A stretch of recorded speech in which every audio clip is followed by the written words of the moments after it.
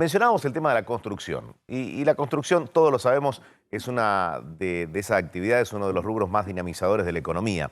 Pero ¿qué sucede con los precios? Y cómo puede, formar un poco de planificación o hacer proyectos el rubro de la construcción a partir de ahora? Ayer el presidente Alberto Fernández estuvo en la convención de la Cámara Argentina de la Construcción. Y está el presidente de esta Cámara, Gustavo Weiss. ¿Qué tal, Gustavo? ¿Cómo va? Buenas tardes, Eduardo Bataglia.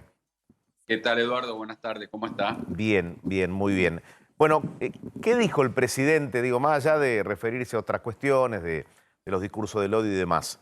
¿Qué dijo para la construcción? Digo, ¿cómo lo vio el presidente?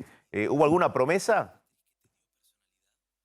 Sí, en realidad no tanto del presidente, sino de los ministros que expusieron durante el día, especialmente el ministro de Obras Públicas, Catopodis, diciendo que pensaban sostener la inversión en obra pública, Ujú. hay que decir que es una inversión importante en este momento. Pensaban no solamente mantener, sino incluso incrementar durante el presupuesto del 2023.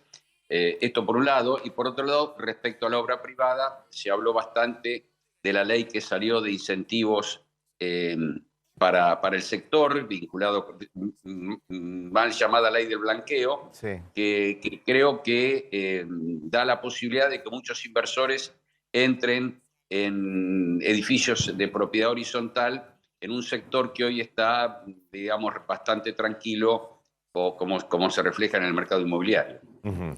Es una continuidad de lo hecho hasta ahora, digo, en materia de obra pública. ¿Y qué se perfila, digo, de aquí en adelante en los privados, los emprendimientos privados? Digo, ¿qué le hace pensar que puede mejorar la perspectiva para quien tiene intención de construir hoy?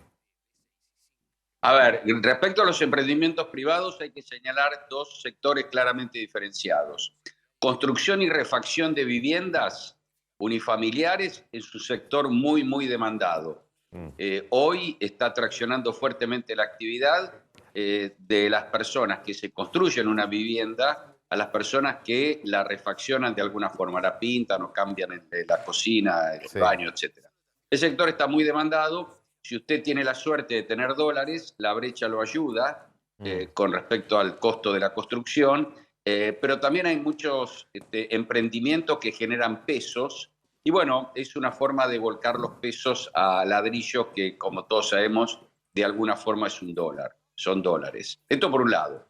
Por el lado de los emprendimientos ya en más grandes edificios, concretamente de departamentos o de oficinas, ahí pensamos que el blanqueo puede ayudar porque es un Mm. blanqueo muy atractivo de un costo muy bajo, sobre todo los primeros 90 días, y pensamos que puede haber bastante gente Sí.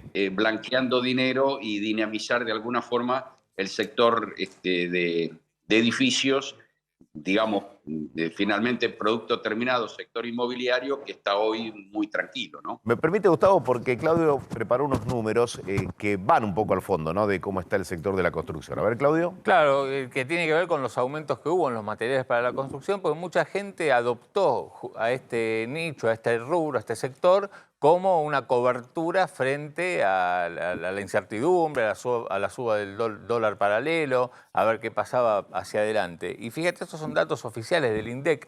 En julio, los materiales para la construcción aumentaron 12,3%, o sea, realmente se vio una disparada en los últimos meses, no así cuando uno contempla los últimos 12 meses, el aumento fue prácticamente en línea con el resto de la inflación, 67,7%, pero en julio hubo un aumento del 12,3%, muy por encima del resto, con el agravante de que hubo justamente desabastecimientos, faltantes en algunos productos vinculados a los mercados internacionales, al dólar. Fíjate la próxima placa, de hecho, los principales aumentos tienen que ver con insumos vinculados a las materias primas, al dólar. Los cables un 26,8%, las griferías el 20%, los productos metálicos el 19,3% en un solo mes, te estoy hablando. Los vidrios el 16,7%, los artefactos a gas el 16,3%, con lo cual lo que se nota es, por un lado,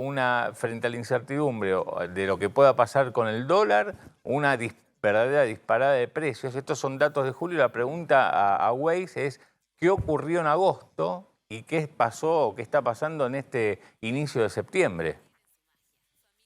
A ver, no tengo los datos de agosto, pero claramente la incertidumbre ha seguido. Desde la renuncia de Guzmán hay, como todos sabemos, un tembladeral en el mercado financiero vinculado básicamente al tema dólar, que ha hecho que todo aquello que dependa de productos importados esté muy, muy tensionado. De hecho, lo que nos sigue pasando hoy con proveedores que están directamente vinculados a insumos importados, o no cotizan o no tienen precio, o si pasan un precio, el precio es un precio con un aumento muy importante de cobertura ante una eventual devaluación. Esto es lo que está pasando en el mercado vinculado a los precios que usted mencionaba claramente, y en agosto esa tendencia se ha seguido manteniendo, si bien no tenemos números todavía. Y entonces, y en este contexto, ¿qué está pasando con la actividad y el empleo? Porque si los precios están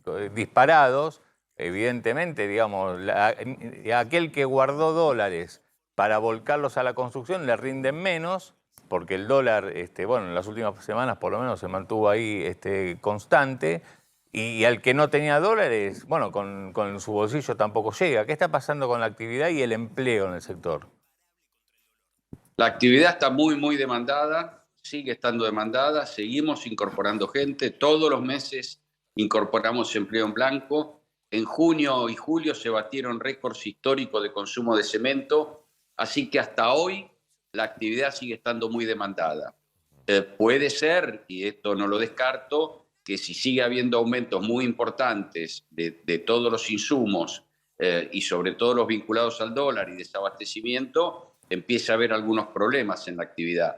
Pero hoy, más allá de que todo esto que estamos comentando está ocurriendo, no se notan los niveles de ejecución, ni de empleo, ni de insumos.